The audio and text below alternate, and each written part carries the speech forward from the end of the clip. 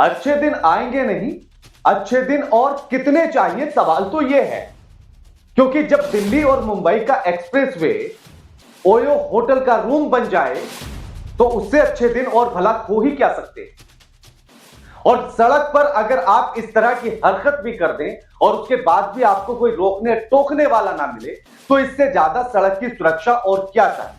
हां, फर्क बस इतना है कि ऐसी हरकत करने के लिए और सड़क को ओयो होटल बनाने के लिए आपका बीजेपी का नेता होना जरूरी है। नमस्कार, मैं आपके साथ के राणा, न्यूज संवाद देख रहे हैं। वैसे तो बीजेपी को सिर्फ पूरे देश में बदनाम कर रखा है, इससे ज्यादा कुछ नहीं। सबसे पहली बात तो यह कि मध्य प्रदेश के मंदसौर के बीजेपी के नेता कोई गलत या अश्लील हरकत नहीं कर रहे, बल्कि वो तो सड़क सुरक्षा की जांच कर रहे थे। वो ये बता रहे थे कि आप दिल्ली और मुंबई के एक्सप्रेसवे को भी अपना ओयो का होटल का रूम बना सकते हैं और उसके बाद भी आप पूर्णतः सुरक्षित रहेंगे। इससे दो बात पता लगती है। एक तो ये कि सड़क पर आपको किसी भी तरह की रोक टोक नहीं होगी और सड़क सुरक्षा के मामले में भारत नंबर 1 बन चुका है। और दूसरी तरफ बीजेपी के नेता जो सबसे बड़े राष्ट्रवादी हैं, वो सिर्फ राष्ट्रवादी नहीं है बल्कि देश हित के लिए वो डॉक्टर भी बन जाते हैं। अब कैसे? सबसे पहले बीजेपी के नेता बब्बन सिंह रघुवंशी का ये वीडियो देखिए। यही वीडियो सबसे पहले वायरल हुआ जहां एक बार डांसर अपना नृत्य कर रही है और वो अपनी गोदी में बैठा बैठा कर नृत्य करा रही है। और उसके बाद लोग लगातार ये कह रहे हैं कि उन्होंने इस बार वाला को किस किया, जबकि उन्होंने ऐसा कुछ नहीं किया। जब डांस करते करते बार वाला थक गई तो उन्होंने सीपीआर दिया, जो इस तरह से मुंह में सांस डालकर होश में लाया जाता है। फिल्मों में आपने कई बार ऐसा देखा होगा। वही काम बीजेपी के नेता बब्बन सिंह रघुवंशी कर रहे थे। लेकिन लोग हैं कि सिर्फ बीजेपी में खामियां निकालने की कोशिश करते हैं, जबकि उन्होंने एक बार वाला की इस तरह से जान बचाई है। इसके लिए उन्हें कोई तो बड़ा सम्मान देना चाहिए।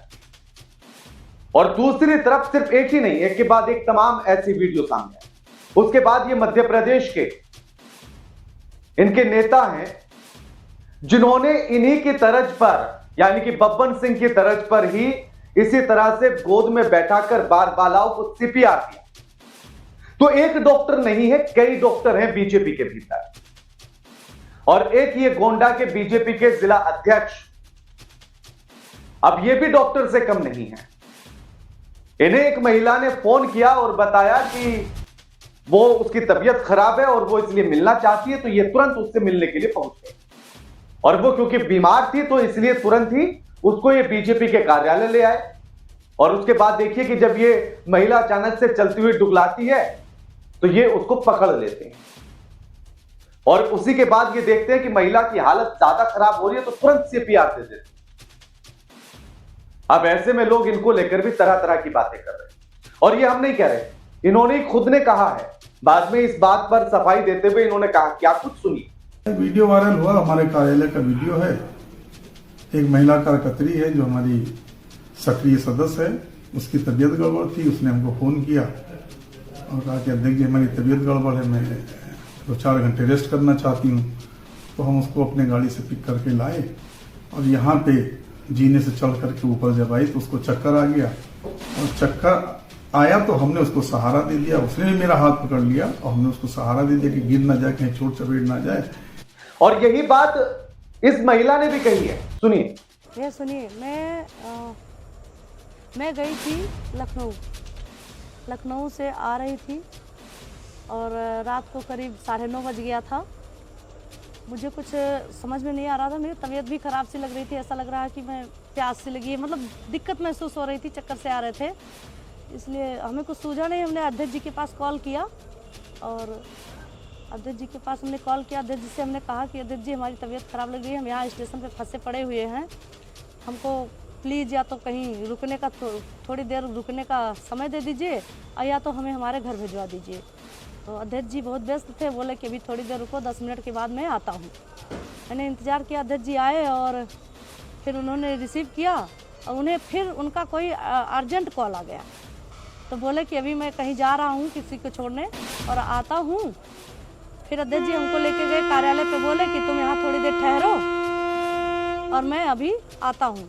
जैसे ही मैं जा रही थी 2-3 सीढ़ी चढ़ी, चौथे सीढ़ी जैसे क्रॉस की, हमें ऐसा लगा कि मेरा हिल वाली सैंडल पहनी थी, मेरा पैर फिसला कि चक्कर सा आ गया। मैं ऐसे हाथ जैसे पीछे की कि सर जी पीछे खड़े थे, हमको थाम लिए और उन्होंने मुझे सहारा दिया। पैर फिसलने से अगर मेरा पैर भी टूट सकता था, मेरी और भी कहीं चोट आ सकती थी, सिर में चोट आ सकता था, बस यही बात है। और अध्यक्ष जी ने हमको कमरे तक छोड़ा और बोले आप तुम यहाँ अंदर रुको, मैं थोड़ी देर बाद अभी आता हूँ तो तुम्हें घर भिजवा देता हूँ किसी से।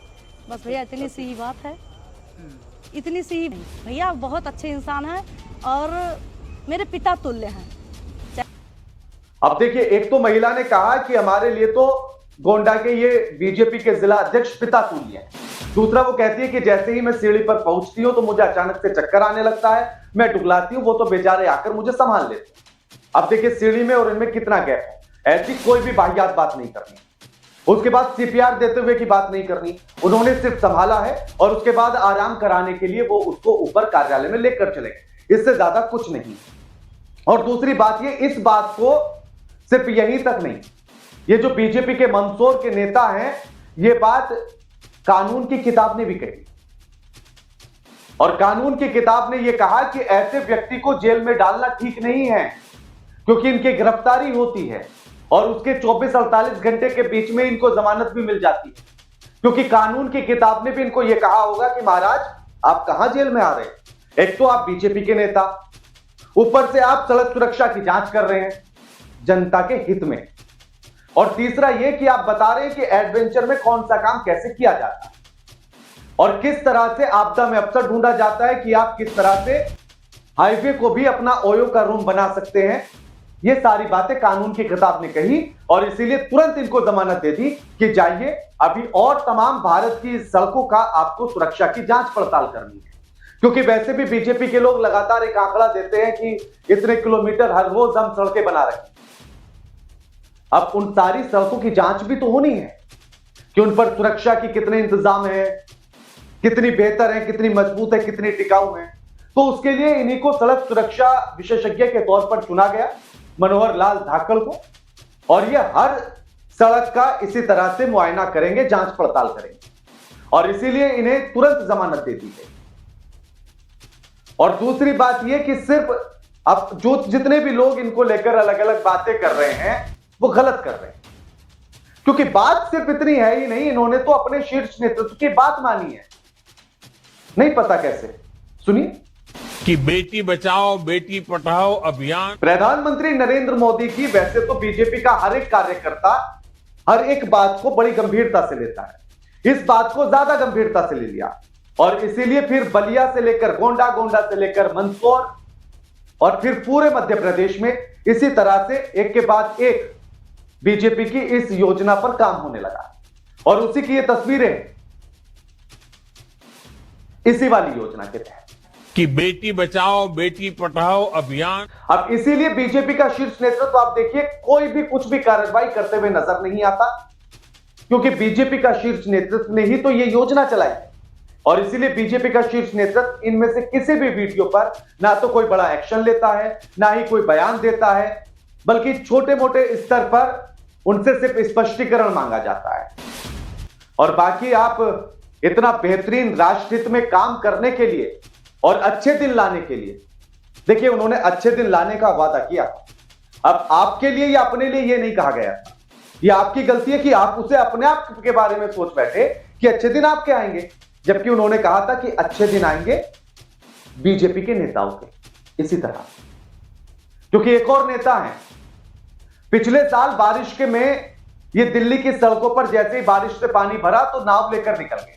इस बार फिर से बारिश हुई और फिर से पानी भरा सड़कों पर, तो ये सच वाले स्विमिंग पूल में चले गए तेजेंद्र बग्गा, और वो भी अपनी एक महिला मित्र के साथ।